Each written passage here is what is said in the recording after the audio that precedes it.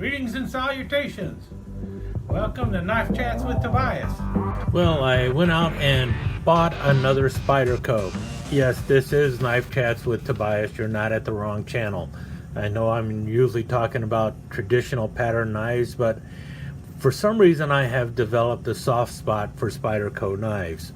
I've been told that Spydercos are like the gateway drug to modern folders. I've been collecting knives for well over 40 years, and my first Spyderco was bought maybe 2 or 3 years ago, and now I am up to 3 knives that are actually Spyderco brand. A Bird, which is the budget knives for Spyderco. This is the Meadowlark 2.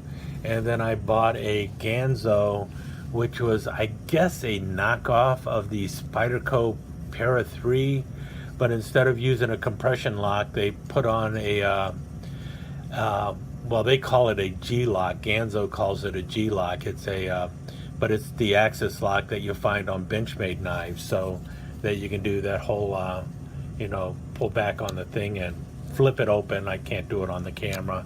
And then you have the whole drop shutty thing going on with it. Spyderco uses a compression lock. I think the compression lock, at least compared to the Ganzo G-lock, which is a knockoff of the Benchmade axis lock, I think the compression lock is a little more drop shutty than this lock. I don't know about a Benchmade. I haven't held enough Benchmades and practiced enough with the axis lock on Benchmade knives to know how drop shutty they are. All I really have is the Ganzo, and it's semi drop shutty. Anyway, let's get back to where we're really at, and that is the latest Spyderco knife I picked up and why I settled on this one. And some of them are really cheap, superficial reasons for picking up this knife. And what I have here is the Para 3, and the knife, well, I saw a Para 3. JerseyKnife Guy was showing his latest Para 3 on his channel, and it had some new super steel in it that he was just really gaga about. And I saw the knife and it's like, man, that is pretty cool. And he, you know, I said, I need to get myself a Para 3. Now I knew I wasn't going to go and spend what he spent on that new super steel in his, but I knew I wanted to go ahead and grab a Para 3. I had been thinking about it for some time. Matter of fact, that's the whole reason I have the Meadowlark 2 and this Ganzo knife, because well, the Meadowlark 2 is approximately the same size as the Para 3. You can see that right there. Slightly different in shape, but approximately the same size. And so I wanted to know if the Para 3 was going to be the right size knife for me. I ended up buying this Ganzo because, like I mentioned, it's basically a direct ripoff of a Para 2, except they stole the axis lock from Benchmade and put that on there instead of the what do they call it, the compression lock that you have on the Para 2. This is a compression lock on a Para 3. But basically, after fiddling around with these two knives for a while, I thought, yeah, I like this size better. I think this is a more pocket-friendly knife for me. This size of a knife, basically a 4-inch handle with a 3-inch blade. Now that's not the exact measurements for it. I'll put that in the video in a little bit, but that's what I settled on. I thought, yeah, a 4-inch handle and a 3-inch blade, that's what I would like. And so I've been thinking for some time about grabbing a Para 3, because when I first asked what Spyderco knife should I get, everyone said you need to get a Para 2 or a Para 3. That's what you should grab, the Para 2 or the Para 3. And then a lot of people also started throwing out the Delica. And quite frankly, of all those knives that were mentioned, the Delica was the cheapest, but what I liked about the Spyderco knives, and well, these are the first two I got, is the little clippy tool, and then later I picked up the Dragonfly 2. No one mentioned the Dragonfly 2 when they were talking about grabbing a new Spyderco, and I think it's just because it's such an old frame for Spyderco. This knife has been around for about 27 years now. But in any case, the first knife I got was the clippy tool, and if you notice, it's got that choil, the finger choil, that allows you to get up on the blade real close like that, and it just felt really good in my hand, and so I liked that feature on it, and the Delica does not have that feature, and that's really why I ended up grabbing the Dragonfly, because, well, again, you got that forward choil, and it feels real good, and I liked it. And the same was the case with the Meadowlark 2. Notice, forward finger choil. And even this Ganzo has a forward finger choil. And I really like that feature on the Spyderco knives, and the Delicas did not have it. So I was looking at that forward finger choil, and well, the Para 3 has it. You see it right there, and it feels good in the hand. So yeah, it shortens the blade a little bit, but you can grab it way back here if you want to, but it feels very comfortable up front here. And for a slicing blade, that's the way I tend to grab these knives a lot. Yeah, I can always do this if I need to cut down like so, but most often I'm grabbing it like so, and I'm slicing like so, and that forward finger choil always feels real good for me. And so that was one of the reasons I was leaning towards either the Para 2 or Para 3. I went with the Para 3 because it was a little smaller. But also, one of the other things I was looking for in my next Spyderco is I wanted one that had this tang stamp, the one that says Golden, Colorado, USA, Earth. And I know it sounds goofy, but yeah, I was willing to spend a little bit more money for a Spyderco that said Golden, Colorado, USA, Earth. And all of the USA made Spydercos say Golden, Colorado, USA, Earth. And I know that's kind of goofy, but it was a selling point to me. And the other side here shows that it is Spyderco CMP-SPY-27 or SPY-27. If you've been following me on Facebook on a couple of the different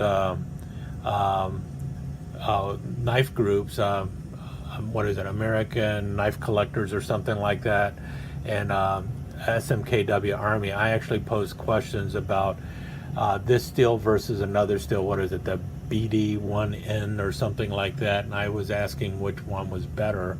Now, this one cost more than the other one did, but everyone said go with the Crucible steel, it's a better steel, and if the price isn't that big of a deal to you, go with that one. And so I looked it up, and the CPM SPY-27 steel by Spyderco is basically a similar steel to S35 VN, which is that right? I don't know. I'm not a steel snob. I really don't know too much about the blade steels or anything. If I could have got a Para 3 and VG10, I would have got a Para 3 and VG10.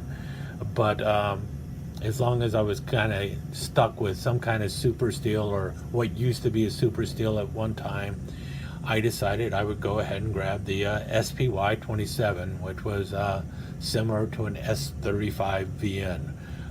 Go to another channel that knows something about blade steel, and they can tell you why that steel is what it is and how good it is. I do know that it came really sharp and worked really great, because while I was working on my Spidey flick, which I can actually do when I'm not sitting behind a camera, this knife went flipping out of my channel, or right out of my hand, and it hit the box, and you see it just went and it just cut right into that box and no problem at all. And so my brand new Spyderco box got cut by the blade right away. And as you can see, it is kind of drop shutty. Better drop shutty right-handed than left-handed. In any case, my second real Spyderco, you might say, because a lot of people don't even consider the clippy tool a true Spyderco, because even though it says Spyderco on it, it's made in China, and so people don't want that one. But this was the first one I bought, and I think it's a darn good knife, and it's HCR 13 MOV. Okay, I know I've been all over the place, but now let me try and focus just on the Para 3 and my reasoning for finally picking it up. Well, first of all, like I mentioned, this is the size I was really looking at, one that is about 4 inches long. And where's my ruler so I can kind of get it out there? I'll give you the actual specs later, but you see here, comes in at right about 4 1/4 inches, which is not bad. 4 1/4 inches closed. It's got the blue FRN handles on it. I would have actually preferred the green, but didn't come with that option, at least with the blade steel that was present. So I went with the blue. I'm happy with it. It's okay. I did not want black, and blue is okay. Not my favorite color, but like I said. So I went with the blue. It's got that reverse grip or whatever. A lot of people have complained about the FRN, which is basically fiberglass reinforced nylon. There's nothing to sneeze about with this. Yes, it is a little flexible. I don't care. I've got it in the Dragonfly too, and I was very impressed with it. It's hard. It's durable. Gives a little flex. I'm not concerned about the flex. It's well pinned together, or well torque screwed together, whatever you want to call it. You've got the reversible clip. It can be left or right tip up carry. That's more than adequate for me. You can also just remove the clip. I like this lightweight clip. They have the other kind of clips like this. I'm not as crazy about that, or this one. I actually like the lightweight Spidey clip that they have on these with the FRN handles. I like that it is slightly recessed. Yeah, the screw is not, but I think you could actually just remove the screw entirely and go for it from there. I don't know for sure, but I'm pretty certain you can. Maybe not on this one, but it's a little flatter here. In any case, I like the clip on this. So everything about the handle on these I like, other than I would have preferred a green handle again. But beggars can't be choosers, and well, I wasn't really begging because this knife cost a little bit of money. I already mentioned the steel. I'm pretty happy with it. This knife came really, really sharp. As I mentioned, I think it flipped out of my hand, hit the box, and went right in, made a nice slice going down the side of the box. And that was just all plain inertia. If I were to will it or will it not?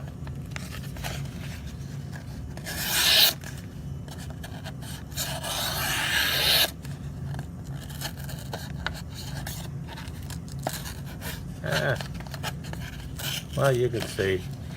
Any problems with the blade cutting is really the headspace and timing of the operator, not the knife. I was very happy with it.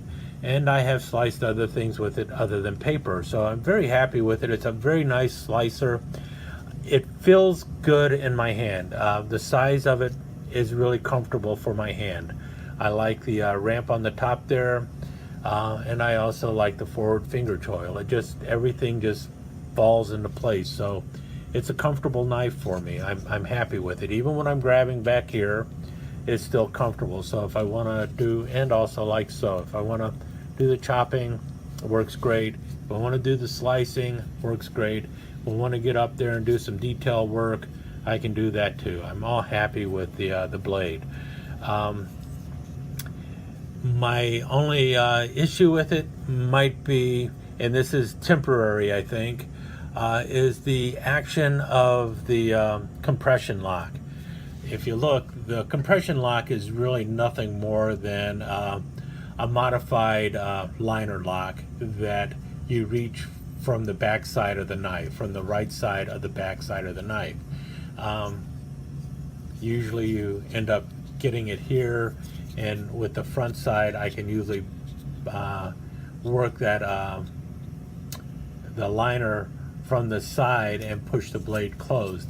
I can't do that with this knife because of where the compression lock is located. So I basically have to get my fingers out of the way, and then I can let it drop, and it will drop okay. So because I'm left-handed, the compression lock is not ideal. I understand there is a company that makes something that basically modifies the compression lock so that it works better with a left-handed person. They probably put a little stud on there that you just press across. I don't know. In any case, you can see it will drop shut, and I can definitely, well, not on camera so much, but I can give it the old Spidey flick or the thumb hole flick if I want to.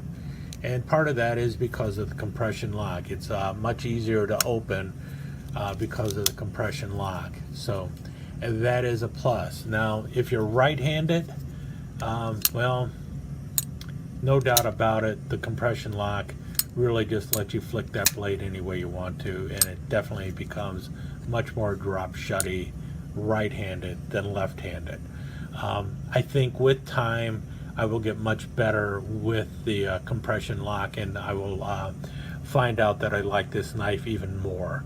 As it is though, I'm pretty happy that I bought it. It's a good size for me, and I do see it working its way into my rotation, but for the most part I have a feeling for my everyday carry I will probably continue to use the Dragonfly, simply because the Dragonfly is a more suitable shape or more suitable knife for me for everyday carry and everyday use. I know it's a much smaller knife, about an inch shorter, but it is actually, I don't know, I found a spot for it in my pocket, and it works really well for almost every chore I need on a daily basis. So, and to me, even today, if someone were to say, hey, I'm thinking about picking up a Spyderco, what knife would you suggest? I would probably suggest right away the Dragonfly 2 first. Not that there's anything wrong with the Spyderco Para 3. I like it better than I would the Para 2, simply because of the size, and I like it better than the Delica simply because it's got the forward finger choil. So there you have it. That's my thoughts. I'm pretty happy with the knife. I'm especially happy with the tank stamp that I got there, and well, one of these days I'll find out if spending a little bit extra money on a SPY-27 crucible steel was worth it or not. Maybe some of my fans out there can tell me one way or the other. But in any case, there you have it. Another Spyderco in my collection. In all, I really just have 3. Will I get more in the future? Maybe, but I would not expect to see one anytime soon.